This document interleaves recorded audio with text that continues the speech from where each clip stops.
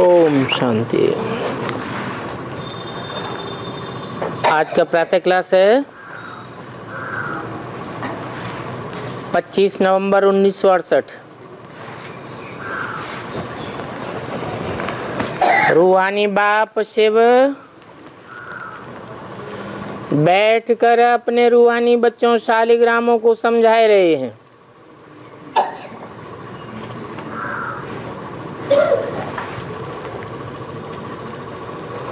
समझाने वाला रूहानी बाप है और समझने वाले बच्चे भी शालिग्राम हैं। क्या समझा रहे हैं? सृष्टि के आदि मध्य अंत का सभी राज समझाते हैं और वो समझाने वाला एक ही है। और तो जो भी आत्माएं अथवा शालिग्राम हैं सभी के शरीर का नाम है। समझाने वाले रूहानी बाप का शरीर का नाम नहीं है, उनकी आत्मा का ही नाम है शिव। बाकी तो एक ही परमपिता परमात्मा, वो शरीर धारी नहीं है। उस परमात्मा का नाम शिव है। नाम काम के आधार पर होते हैं। हर हालात में वो शिव अर्थात कल्याणकारी है।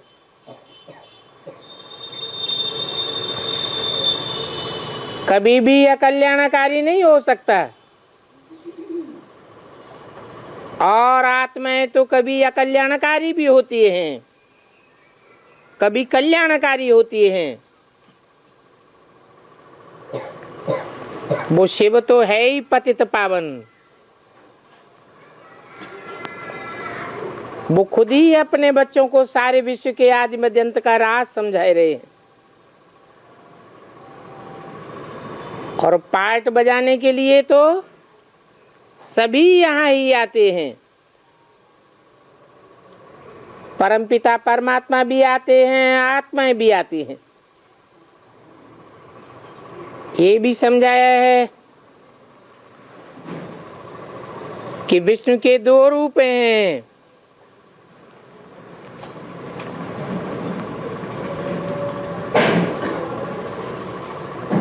एक लक्ष्मी नारायण, नर से नारायण डायरेक्ट बनने वाला, और दूसरा नर से प्रिंस बनता है, फिर नारायण बनता है।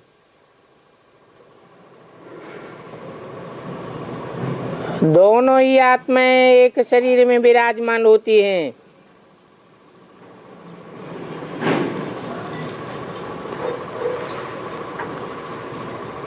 बाकी शंकर का तो कोई पार्ट ही नहीं है।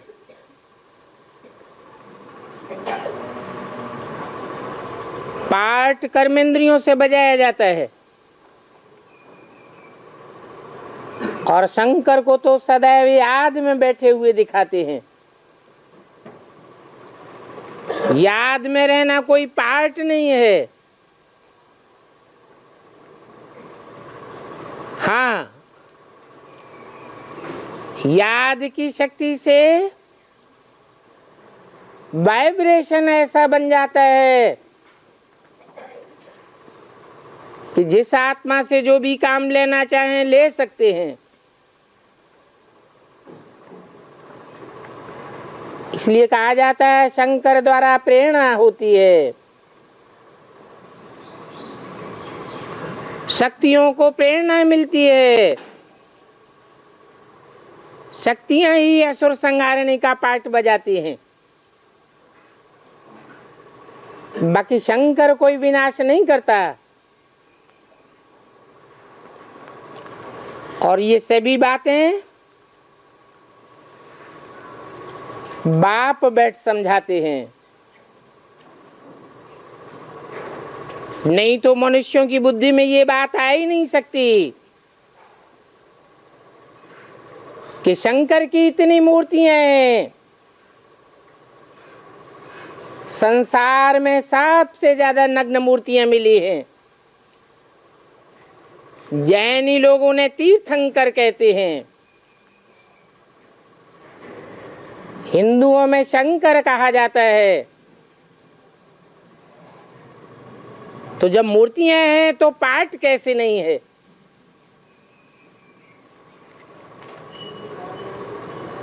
उनका सारा पाठ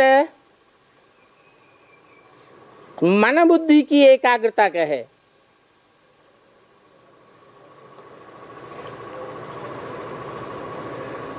बाप कब आते हैं? बाप तो आते ही तब हैं जब नई सृष्टि की स्थापना होती है और पुरानी का विनाश होना है। बच्चे जानते हैं नई दुनिया में एक आदि सनातन देवी देवता धर्म की स्थापना होती जरूर है, और वो स्थापना सिवाय परमपिता परमात्मा के कोई कर ही नहीं सकता।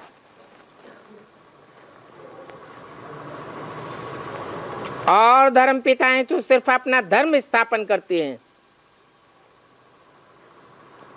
वो राजधानी स्थापन नहीं करते, राजाई स्थापन नहीं करते। वो तो आते ही अकेले हैं, बाद में उनके पीछे पीछे उनके फॉलोअर्स आते हैं। राजाई तो तब चले जब लाखों की तादाद में हो जाए।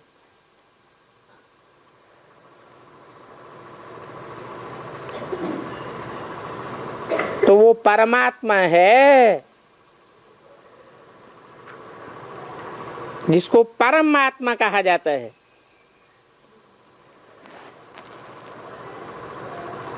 उनका नाम शिव है। उनके शरीर का नाम नहीं पड़ता है। फिर भी जो भी शरीर के द्वारा पाठ बजाते हैं और जो भी कर्म इंद्रियों के द्वारा पाठ बजाते हैं वो कल्याणकारी पाठ होता है, अकल्याणकारी नहीं हो सकता। बल उनका अपना शरीर नहीं है। पतित तन में आते हैं तो भी पतित तन का लेप छेप उनको नहीं लगता, और धर्म पिताओं को तो पतित तन का लेप छेप लग जाता है। तो जन्म बाई जन्म नीचे गिरते रहते हैं, खुद भी नीचे गिरते हैं, अपने फॉलोअर्स को भी नीचे गिराते हैं। तो उनको शिव नहीं कह सकते, वो कल्याणकारी नहीं है।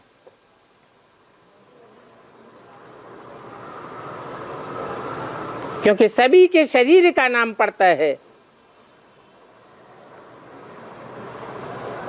ये बात भी तुम बच्चे समझते हो कि मुख्य मुख्य जो भी धर्म पिताएं हैं वो सभी सृष्टि पर आ गए हैं। ड्रामा का चक्कर फिरते फिरते अभी आकर के अंत हुआ है, और अंत में तो बाप को ही आना चाहिए। वो बापों का बाप कहा जाता है, सब धर्म पिताओं का बाप है। उनकी जयंती भी मनाते हैं, परंतु जयंती तो साकार की मनाई जाती है। बच्चा पैदा होता है तो जयंती मनाते हैं, वो तो निराकार है। निराकार की जयंती कैसे मनावेंगे? जरूर निराकार को साकार होना पड़े, जरूर कोई तन में प्रत्यक्ष होना पड़े। जैसे बच्चा जन्म लेता है तो शरीर के द्वारा जन्म लेता है, तो जयंती मनाते हैं, तो उनका दिव्य जन्म है, प्रत्यक्षता रूपी जन्म है, बाकी गर्भ से जन्म नहीं लेते हैं। और शिव जयंती मनाते भी तब हैं जबकि दुनिया बदलनी है, घोर अंधेरे से घोर सोजरा होता है।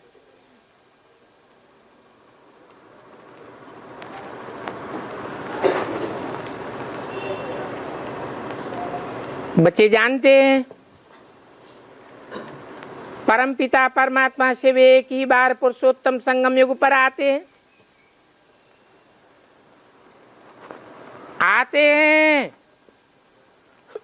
तो जरूर पुरानी दुनिया का विनाश और नई दुनिया की स्थापना करने के लिए आते हैं। पहले क्या करते हैं? जरूर कहेंगे पहले नई दुनिया की स्थापना करते हैं, पीछे पुरानी दुनिया का विनाश होता है। बच्चे समझते हैं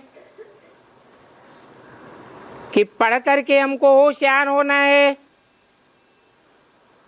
और दैवी गुण भी धारण करने हैं, आसुरी गुणों को पलटाना है। दैवी गुण और आसुरी गुणों को चार्ट में दिखाना होता है। तो अपन को देखना है कि हम कोई को तंग तो नहीं करते हैं, झूठ तो नहीं बोलते हैं, कोई भी श्रीमत के बरखिलाफ तो नहीं चलते हैं। झूठ बोलना, किसी को तंग करना, किसी को दुख देना, ये रावण के कायदे हैं और वो हैं राम के कायदे। श्रीमत और आसुरी मत का गायन भी है, क्योंकि आधा कल्प चलती है श्रीमत और आधा कल्प चलती है मनुष्य मत अर्थात रावण मत, जिससे मनुष्य दुखी हो जाते हैं, रोगी बन जाते हैं, 5 विकार प्रवेश कर जाते हैं। बाप आकर के श्रीमत देते हैं। बच्चे जानते हैं कि श्रीमत से ही हमको दैवी गुण मिलते हैं, आसुरी गुणों को भूलना है। अगर कोई भी आसुरी गुण रह जाएगा तो पद जरूर कम हो जाएगा और जन्म जन्मांतर का जो पाप का बोझा सिर पर है वो नंबरवार पुरुषार्थ अनुसार उनका कुछ हिस्सा जरूर रह जाएगा। आत्मा संपूर्ण पावन नहीं बन सकेगी। संपूर्ण पावन न बनने के कारण रंगमंच पर पीछे पार्ट बजाना पड़ेगा, तो जरूर पद नीचा हो जाएगा। अब ये भी समझते हो कि ये पुरुषोत्तम संगम युग है और कोई युग को पुरुषोत्तम संगम युग नहीं कहेंगे, क्योंकि वहां पुरुषों में उत्तम प्रत्यक्ष नहीं होते हैं।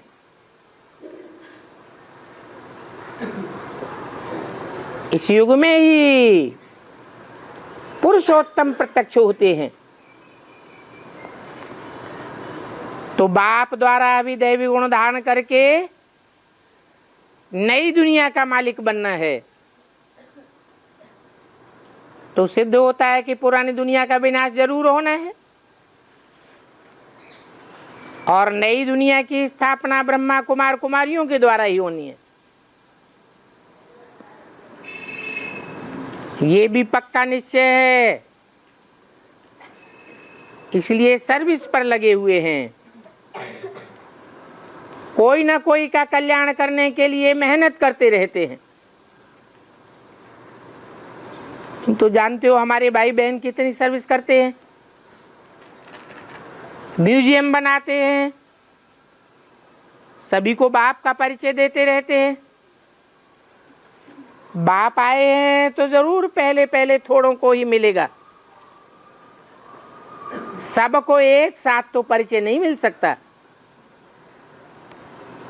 फिर बाद में वृद्धि को पाते रहेंगे। एक ब्रह्मा द्वारा कितने ब्रह्मा कुमार कुमारियां बनते हैं।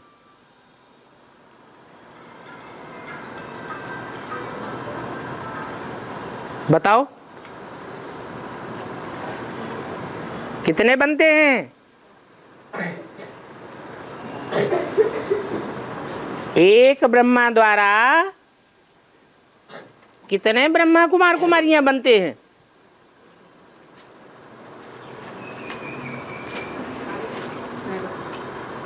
ऐसे ब्रह्मा तो ढेरों के नाम हैं, परंतु एक ब्रह्मा की बात बताई। ये तो जानते हो कि ब्राह्मण कुल जरूर चाहिए। जो ब्राह्मण बनेंगे वो 16 कला संपूर्ण देवता भी बनेंगे।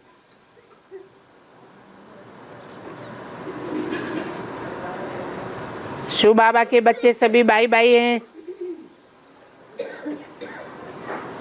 असल में तो भाई भाई हैं।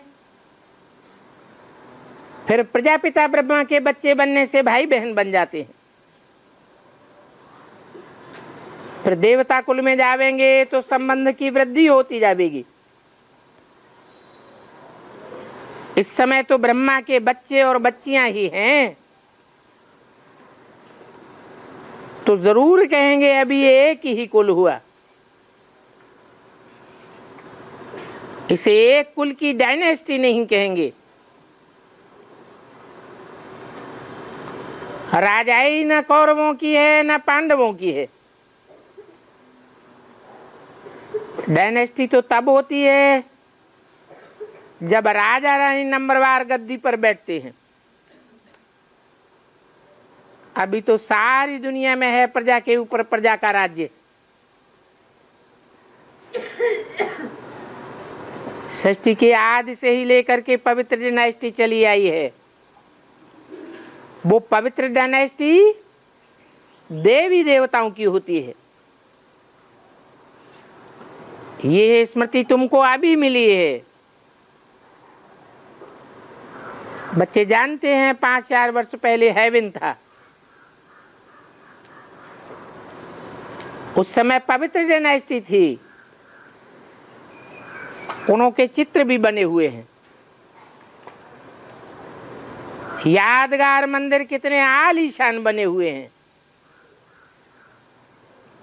लक्ष्मी नारायण के मंदिर कितने आलीशान भव्य बनाते हैं,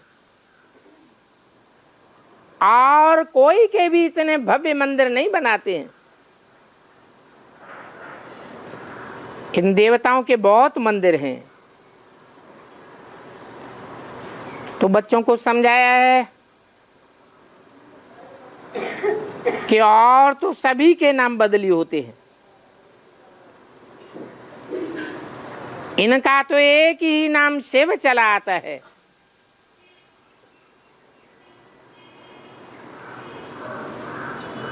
बल शिव के साथ शंकर को भी जोड़ देते हैं। फिर भी शंकराचार्य उवाच नहीं कहा जाता है, कहेंगे शिव भगवान उवाच। तो बाप कहते हैं कोई भी देहधारी को भगवान नहीं कहा जा सकता। देहधारी उसे कहते हैं जिसकी बुद्धि देह में धरी हुई हो। सतयुग आदि में भी इन देवी देवताओं का ही राज्य था।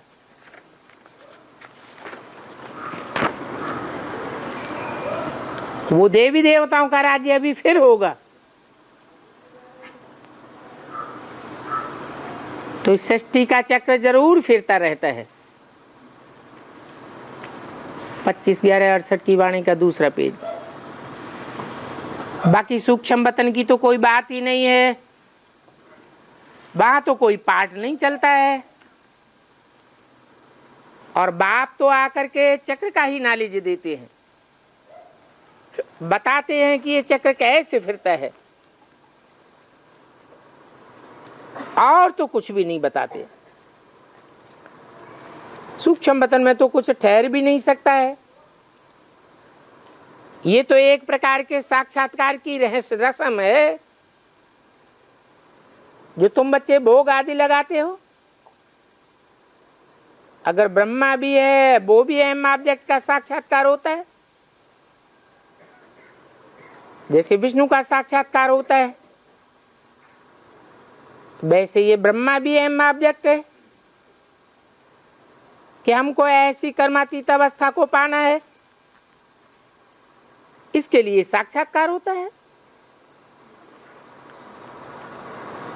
तो ये सभी बातें बाप बैठ समझाते हैं। ब्रह्मा कोई एक नहीं है। जो विख्यात है वो है प्रजापिता ब्रह्मा। वो सूक्ष्म वतन में नहीं हो सकता। बाकी जो ब्रह्मा सूक्ष्म वतन में दिखाते हैं उसके भी फॉलोअर्स हैं। उन फॉलोअर्स की वही अहम ऑब्जेक्ट है। फॉलोअर्स भी वही स्वरूप प्राप्त करते हैं। सूक्ष्म वतन में जाकर के टिकेंगे। उनका साकार शरीर का हिसाब किताब पूरा हो जाता है। सूक्ष्म शरीर का बंधन रह जाता है। उन्हें भी कर्मातीत अवस्था को पाना है। इसके लिए ये साक्षात्कार होता है।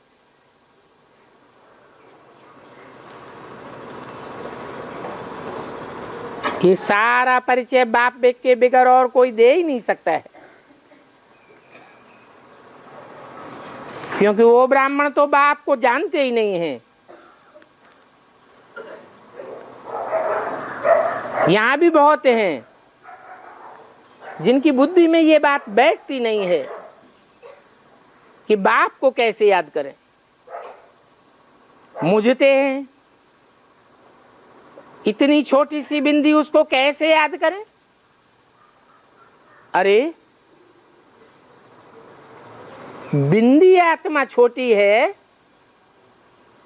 परंतु जिस शरीर में मुकर्रर रूप से प्रवेश करते हैं वो तो बड़ा है ना। छोटा रूप याद नहीं आता तो बड़े को ही याद करो। ये भी सिर्फ गायन है। ब्रकुटी के बीच चमकता है जब सितारा, अर्थात आत्मा सितारे मिसल है।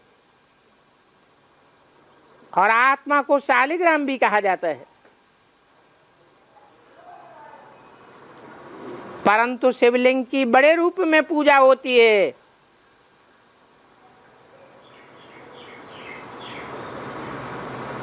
शालिग्राम की भी पूजा होती है। शालिग्राम में बंधन दिखाया जाता है, अर्थात कर्म बंधन आत्माओं को लगता है, शिव को नहीं लगता।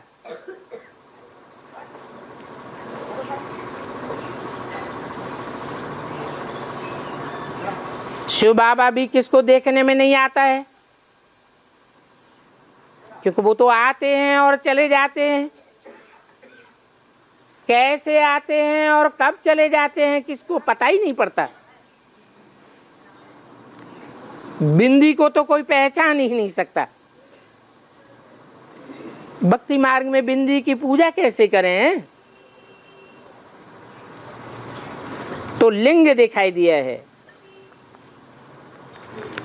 ये लिंग साकार शरीर का परिचायक है, क्योंकि पहले पहले शिव बाबा की बेविचारी पूजा शुरू होती है, अब बेविचारी पूजा शुरू होती है, बाद में बेविचारी पूजा शुरू होती है। तो पूजा के लिए जरूर बड़ा रूप चाहिए। शालिग्राम भी बड़े अंडे मिसल बनाते हैं। एक तरफ अंगुष्ठा मिसल है ऐसे कहते हैं, फिर कहते हैं सितारा भी है। अब दो बातें कैसे हो सकती हैं? आसुरी बुद्धि है, फैसला नहीं कर पाते। अभी तुम बच्चों को तो एक बात पर ठहरना है, दो बातों से द्वैतवादी बुद्धि हो जाती है। हाँ, ये कहेंगे कि आधा कल्प बड़ी चीज को पूजा की है, इसलिए हिरे हुए हैं। अभी फिर समझना है कि वो तो बिंदी है, उस बिंदी को याद करने में मेहनत लगती है, इसलिए मुझते रहते हैं। बिंदी को कैसे याद करें? तो ये समझने की बात है कि जैसे आत्मा स्टार है वैसे परमात्मा भी स्टार है। ना आत्मा को देखा जा सकता है इन आंखों से, और न परमपिता परमात्मा को देखा जा सकता है। ये बुद्धि से जानने की बात है, क्योंकि आत्मा है ही मन बुद्धि स्वरूप।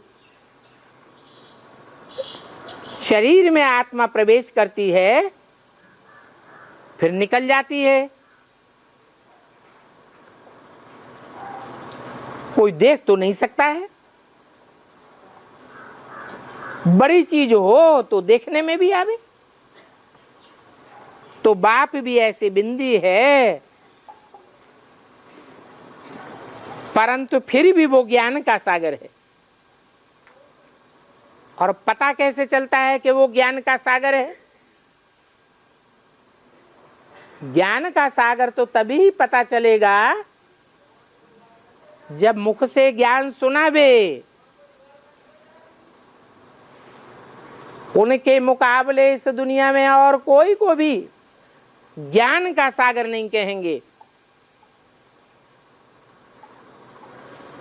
क्योंकि और सबकी तो लिमिट है। उनको ज्ञान का तालाब कहेंगे, ज्ञान का सरोवर कहेंगे, ज्ञान की नदी कहेंगे, नाले कहेंगे, ज्ञान कूप कहेंगे, परंतु ज्ञान सागर कोई को नहीं कहेंगे, क्योंकि सागर तो अथाह होता है। और आत्माओं के अंदर जो ज्ञान है वो शास्त्रों से बंधा हुआ ज्ञान है। कोई भी बात का जवाब पूछो तो शास्त्रों से रेफर करके बतावेंगे। बाप को तो रेफर करने की दरकार ही नहीं। बाप तो ओरली सब बातों का जवाब देते हैं, तो और कोई को ज्ञान सागर नहीं कहेंगे। ये सभी शास्त्र भक्ति मार्ग के हैं। भक्ति मार्ग अनेक सिर वाले रावण से आता है, तो समझना चाहिए कितने ढेर सारे वेद शास्त्र किसने बनाए होंगे। कोई कहते हैं व्यास ने बनाए, क्राइस्ट की आत्मा ने तो कोई शास्त्र नहीं बनाया, उनकी बोली हुई बातों का शास्त्र बाइबल भी मनुष्यों ने बाद में बैठ करके बनाया है। उन मनुष्यों में तो ज्ञान नहीं होता है। क्राइस्ट आदि धर्म पिताओं में भी ज्ञान नहीं होता है, क्योंकि ज्ञान से तो सदगति होनी चाहिए। उन धर्म पिताओं के आने के बाद तो सारी दुनिया की और ही दुर्गति होती है।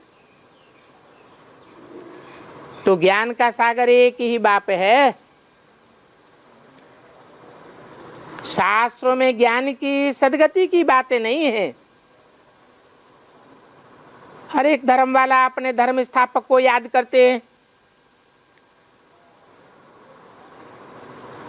तो समझो देहधारी को याद करते हैं। क्राइस्ट का भी चित्र बनाते हैं, और चित्र तो सभी के हैं। गुरु नानक का भी चित्र है, बुद्ध का भी चित्र है, और शिव बाबा तो है ही परमात्मा। तो अभी तुम सब समझते हो कि हम सब परमपिता परमात्मा के बच्चे, आत्मा आत्मा भाई भाई हैं। ब्रदर्स में ज्ञान नहीं हो सकता। जो कोई को ज्ञान दे करके सदगति कर सके, सदगति करने वाला एक ही बाप है, क्योंकि वो ही सत्य है। इस समय ब्रदर्स भी है और बाप भी है। सारे विश्व का बाप आकर के सारे विश्व की आत्माओं की सदगति करते हैं। विश्व का सदगति दाता है ही एक बाप। श्री श्री 108 जगत गुरु कहो अथवा विश्व का गुरु कहो, बात तो एक ही है। परंतु अभी तो है आसुरी राज्य। इस समय मनुष्यों की 100% आसुरी बुद्धि है। ये बातें और कोई की बुद्धि में नहीं है।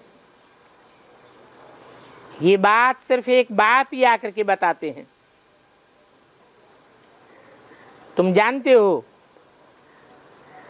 बरोबर अभी नई दुनिया की स्थापना हो रही है और पुरानी दुनिया का विनाश होना है।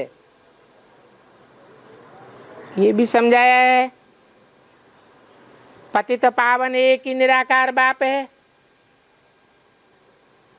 कोई देहधारी पतित पावन नहीं हो सकता। पतित पावन परम पिता परमात्मा ही हो सकता है, जो सदैव निराकारी निर्विकारी निरहंकारी है। अगर पतित पावन सीताराम को भी कहे तो भी बाप ने समझाया है कि भक्ति का फल देने भगवान ही आता है।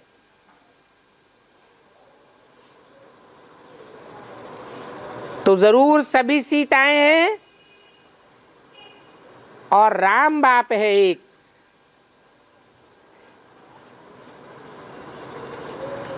कहेंगे ब्राइड्स और ब्राइड ग्रूम, सभी सीताएं ब्राइड्स हैं और वो ब्राइड ग्रूम सभी की सदगति देने वाला है। ब्राइड्स और ब्राइड ग्रूम का संबंध साकार में होता है,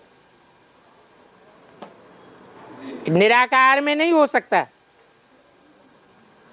और साकार में ही संग का रंग लगता है। ये बात बाप ही आकर के समझाते हैं। ड्रामा अनुसार 5000 वर्ष के बाद तुम ये बातें सुनेंगे। अभी तुम सभी पढ़ रहे हो। स्कूल में कितने ढेर पढ़ते हैं, तो ये पढ़ाई का भी ड्रामा बना हुआ है। जिस समय जो पढ़ते हैं, जो एक्ट चलती है, फिर वो ही एक्ट कल्प के बाद भी होगी। हो बहु 5000 वर्ष बाद फिर ऐसे ही पढ़ेंगे। ये अनादि ड्रामा बना हुआ है, जो भी देखेंगे सेकंड बाय सेकंड नई चीज दिखाई पड़ेगी। ये चक्र फिरता ही रहेगा, नई नई बातें तुम देखते रहेंगे। अभी तुम जानते हो ये 5000 वर्ष का जो ड्रामा चलता रहता है, इसकी डिटेल तो बहुत है, तो मुख्य मुख्य बातें समझाई जाती हैं। जैसे कहते हैं परमात्मा सर्वव्यापी है, बाप कहते हैं मैं सर्वव्यापी नहीं हूं। अगर सर्वव्यापी हो करके आऊं तो पढ़ाई कैसे पढ़ाऊंगा? बाप आकर के अपना और अपनी रचना के आदि मध्य अंत का स्वयं भी परिचय देते हैं। 25/11/68 की वाणी का 3रा पेज। तुम बच्चे अभी जानते हो कि बाप कल्प कल्प आते हैं हमको वर्षा देने के लिए। ये भी गायन है ब्रह्मा द्वारा स्थापना। इस चित्र में समझानी बहुत अच्छी है। विराट रूप का भी अर्थ बहुत होगा, परंतु उस अर्थ को सिवाय बाप के कोई नहीं समझा सकता। और चित्र तो बहुत हैं, परंतु एक भी चित्र की समझानी पूरी पूरी कोई के पास नहीं है। ऊंच से ऊंच तो एक शिव बाबा ही है, उनका ही चित्र है, परंतु जानते नहीं हैं कि शिव बाबा किसे कहा जाता है। शिव बिंदी का नाम है, बाबा साकार को कहा जाता है, ग्रैंडफादर को बाबा कहते हैं। अच्छा, फिर सूक्ष्म वतन, उनको तो छोड़ दो, सूक्ष्म वतन की तो हमको दरकार ही नहीं। सूक्ष्म वतन में होते हैं फरिश्ताएं। तुम तो देवताओं के फॉलोअर्स हो। देवताएं तो साकार सृष्टि पर होते हैं, फरिश्तों को दूसरे धर्म के लोग मानते हैं। वो दूसरे धर्म के लोग देवताओं को नहीं मानते। अभी शूटिंग हो रही है, ब्राह्मणों की दुनिया में ही ऐसी शूटिंग होती है।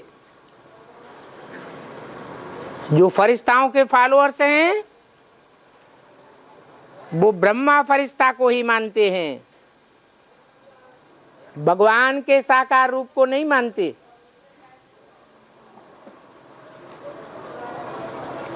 वो देवताओं को भी नहीं पहचान पाएंगे, देवता बनते भी नहीं है। तो सूक्ष्म वतन में है साक्षात्कार की बात। जैसे यहां इसमें बाप बैठ समझाते हैं, वैसे सूक्ष्म वतन में कर्मातीत शरीर में बैठकर इनसे मिलते हैं और बोलते हैं। बाकी वहां कोई वर्ल्ड की हिस्ट्री ज्योग्राफी नहीं है। हिस्ट्री ज्योग्राफी जो भी है वो यहाँ की है।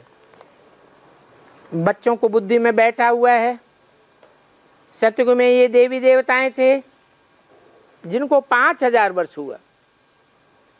इस आदि सनातन देवी देवता धर्म की स्थापना कैसे हुई, ये बाप के सिवाय कोई नहीं जानते। औरों की तो सभी जानते हैं, उनकी हिस्ट्री भी है, किताबें आदि भी हैं।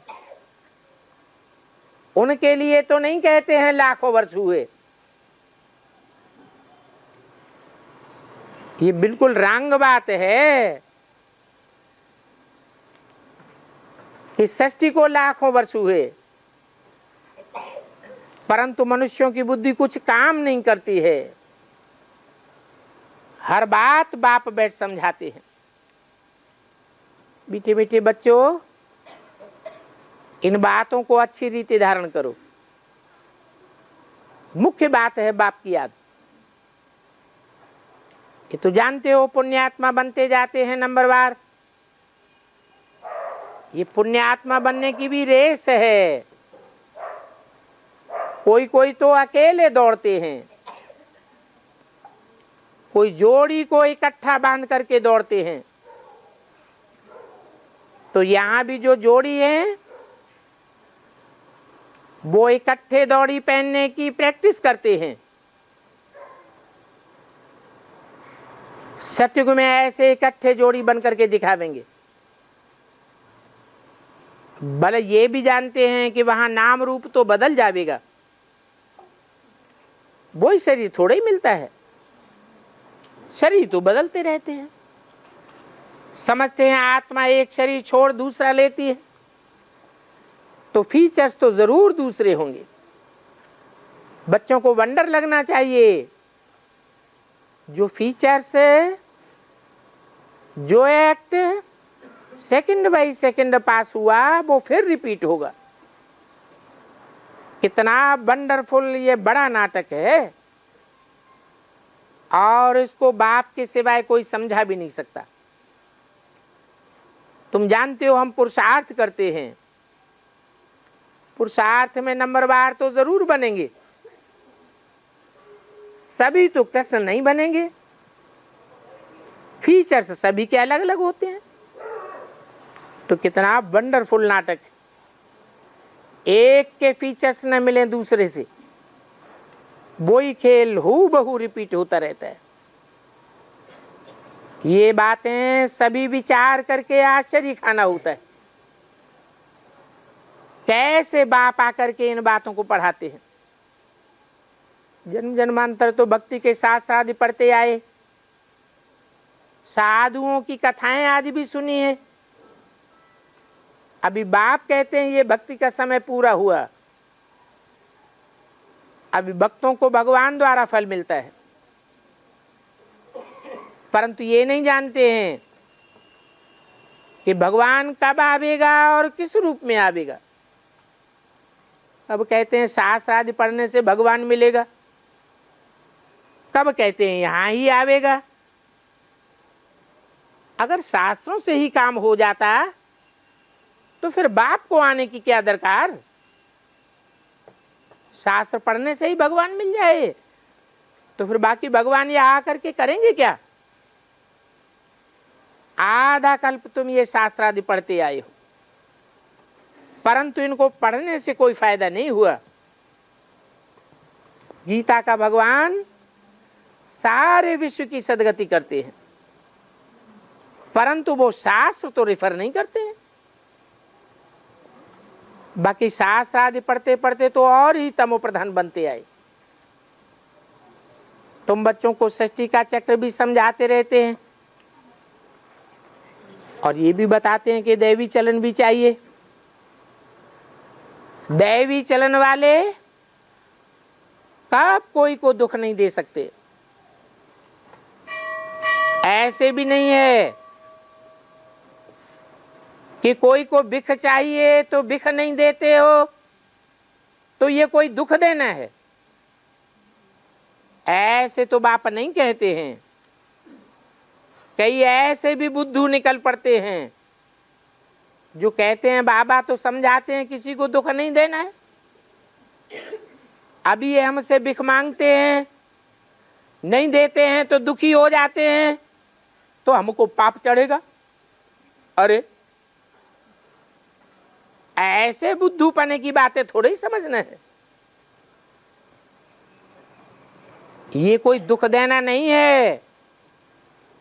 एक होता है अल्पकाल का सुख और एक होता है सदा काल का सुख। तुम तो ज्ञान की बातें समझ करके सदा काल के सुख देने वाले बनते हो। तो ऐसे समझने वाले भी मूढ़मती यहां बैठे हैं। बाप तो कहते हैं पवित्र जरूर बनना है। आसुरी चलन और देवी चलन की भी समझ चाहिए। मनुष्य तो ये भी नहीं समझते हैं कि आसुरी चलन क्या है और दैवी चलन क्या है।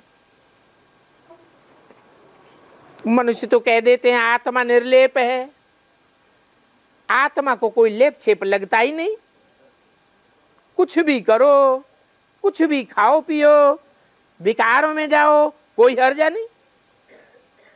ऐसे भी आसुरी बुद्धि वाले गुरु लोग होते हैं।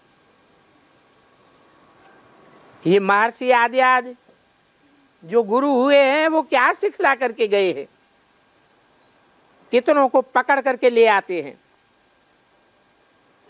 ऐसे तो बाहर में भी वेजिटेरियन बहुत रहते हैं, कहेंगे जरूर अच्छा है तब तो वेजिटेरियन बनते हैं। सभी जातियों में वैष्णव होते हैं, वो चीज चीजें नहीं खाते हैं, परंतु ऐसे वैष्णव माइनॉरिटी होते हैं। जैसे तुम बच्चे माइनॉरिटी हो, पांडव माइनॉरिटी थी ना, इस समय तुम कितने थोड़े हो। आस्ते आस्ते आगे चल के वृद्धि को पाते रहेंगे। बच्चों को यही शिक्षा मिलती है कि दैवी गुण धारण करो। छी वस्तुएं ऐसी कोई भी हाथ की बनाई हुई नहीं खानी चाहिए। विकारी हाथों का बनाया हुआ खाना क्यों खावें?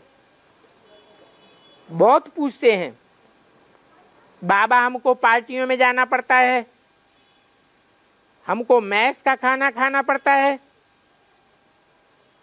पार्टियों में बड़े बड़े ऑफिसरों को इनवाइट करते हैं तो उसमें मिठाई, फ्रूट, चाय आदि सभी खाते हैं।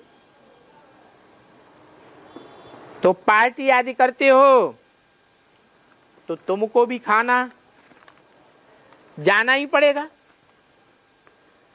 अब बाप कहते हैं बाहर वाले खावें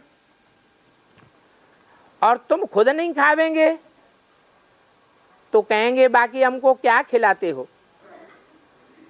तो ऐसे बहुत कहते हैं, पार्टियों में जाना पड़ता है, साथ में बैठना पड़ता है, आना जाना होता है। बाप समझाते हैं राजी भी करना है। बड़ा ऑफिसर है वो खावे और तुम नहीं खाओ, ये शोभा नहीं देता। तो जरूर ऑफर करेंगे। हाँ, मांस आदि की तो बात ही नहीं, फल आदि रखे हैं, हर्जा नहीं है। चाय पीने में भी हर्जा नहीं है, वो भी तो पानी है ना। तुम बोलेंगे हम किसके हाथ का नहीं खाते हैं,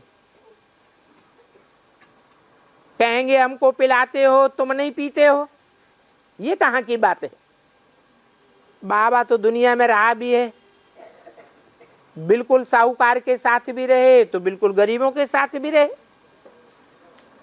क्योंकि क्वीन किंग आदि के साथ भी कनेक्शन तो बहुत हुआ है, मुसलमानों के साथ भी रहे हैं।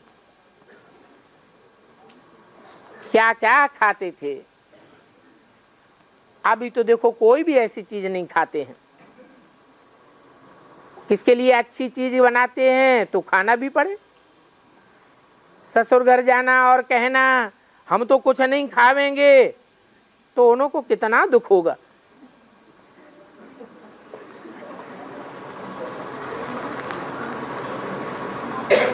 नाठी आवे, सास ससुरा कुछ खाने के लिए देवें, मिठाई आदि, बल वो जानते हैं ये पक्का वैष्णव है, शुद्धता से बना करके देते हैं और प्यार से कहते भी हैं अच्छा और कुछ नहीं खाओ तो चाय तो पियो, फल तो खाओ, पानी तो पियो। अब कोई कोई तो ऐसे झक्कड़ होते हैं कि पानी भी नहीं पीते हैं। बाबा तो सदैव कहते हैं कि दूध चाय आदि पीने में कोई हर्जा नहीं है। जैसा जैसा समय ऐसी युक्ति से चलना होता है। बाप की याद से ही तुम सारे विश्व को पावन बनाते हो। तो ऐसी ऐसी चीजों को पावन नहीं बना सकते। गृहस्थ व्यवहार में रहते हो, आना जाना तो पड़ता है, कोई से काम भी निकालना होता है, तो बाबा कब मना नहीं करते हैं कि किसका पानी भी नहीं पियो। वो भी अगर ब्राह्मण कुल के हैं तो उनके हाथ का तो खाना चाहिए। ब्राह्मण कुल वालों के पास भी पानी तक भी नहीं पीते हैं, ऐसे भी बाबा के पास वैष्णव बने बैठे हैं, बाबा से भी तीखे चले जाते हैं। वो ऑफर करते हैं, मैं ब्राह्मण ही हूं, हमने अपने हाथ से खाना बनाया है, तो भी नहीं लेते, पानी भी नहीं पीते। तो दिल में कितना नाराज होते होंगे। मुफ्त में ही दूसरों को दुखी कर देते हैं, नाराज कर देते हैं। अब बाबा ऐसे थोड़े ही कहते हैं कि किसको नाराज करो, अपने ब्राह्मण कुल के हैं उनका भी नहीं लेते। इसको नाराज नहीं करना चाहिए, नाराज हो जाएंगे तो तुम्हारा ज्ञान कैसे सुनेंगे। ऐसे भी बहुत अच्छे अच्छे हैं, बाबा के दिल पर चढ़े हुए हैं, परंतु वो भी नाराज हो पड़ते हैं, कहते हैं हमने अपने हाथ से बनाया है, तो भी नहीं लेते, फ्रूट भी नहीं लेते। ये तो टू मच बात हो गई। इसको फिर अहंकार, देह अभिमान कहा जाता है। बाप ऐसी शिक्षा नहीं देते हैं। बाप तो कहते हैं कि गृहस्थ व्यवहार में रहते जरूर ऑफिसरों के पास, दोस्तों के पास जाना पड़ता है, वो ऑफर करेंगे। यहां भी कोई आते हैं तो तुम खातिरी तो करते हो ना, राज ही तो रखना पड़ता है। बाकी टू मच में नहीं जाना चाहिए, नहीं तो नाम बदनाम हो जाता है, फिर निंदा होती है। ब्रह्मा कुमारियां देखो कितना आठी हैं, हम इतना प्रेम से खिलाते हैं तो भी नहीं खाते। बाप भी खाते हैं, बच्चे उनसे भी तीखे चले जाते हैं। बाबा को तो बहुत आकर के प्यार से खिलाते हैं, तो कब कब बाबा ले लेते हैं। बाबा भी बहुतों को खिलाते हैं, गिट्टी भी खिलाते हैं, चाय भी आज से पिलाते हैं, परंतु इतने सभी की गिट्टी तो नहीं खा सकेंगे। सभी चाय पिलाने लग पड़े तो कैसे पिएंगे, इसलिए फिर बंद कर दिया। अब बच्चे तो दिन प्रतिदिन वृद्धि को पाते जाएंगे। बाकी बच्चों का रहना तो बहुत मीठा है। हाँ, कभी एक दो को नफरत से नहीं देखना है। बाप तो समझाने के लिए सभी कुछ कहेंगे। बाप का तो काम है सुधारना, बड़े भाई का काम होता है छोटे भाई को सुधारना, तो समझाना पड़ता है। बाकी थप्पड़ आदि लगाने की तो बात ही नहीं है, समझाना होता है। ऐसी चलन से दास दासियां जाकर बनेंगे। सावधानी दी जाती है कल्याण के लिए। बच्चे कहाँ तंग करते हैं, सुधारने के लिए थप्पड़ लगा सकते हो। ये कोई क्रोध नहीं है। मास्टर बच्चों को सुधारने के लिए लकड़ी भी लगाते हैं, इसको क्रोध नहीं कहेंगे। मार से बच्चे सुधर जाते हैं। कोई खराब आदत होती है तो मार से सुधर जाते हैं। यहां भी बच्चों को सुधारते रहते हैं, दैवी गुण धारण करने के लिए सुधारते हैं। देवताओं जैसा गुलगुल बनाना है। बच्चों को कितना स्ट्रिक्ट होना चाहिए, कहाँ होना चाहिए, कितना होना चाहिए, जिससे कोई नाराज न हो जाए। ब्राह्मण है तो खाना करने में कोई हर्जा नहीं है। अगर ऐसे स्ट्रिक्ट रहेंगे तो फिर वो बुलावेंगे ही क्यों। जाकर के सिर्फ उनका मुंह ताकना है क्या, ये अच्छी बातें नहीं है। अच्छा, रूहानी बच्चों को रूहानी बाप दादा का याद प्यार, गुड मॉर्निंग और नमस्ते।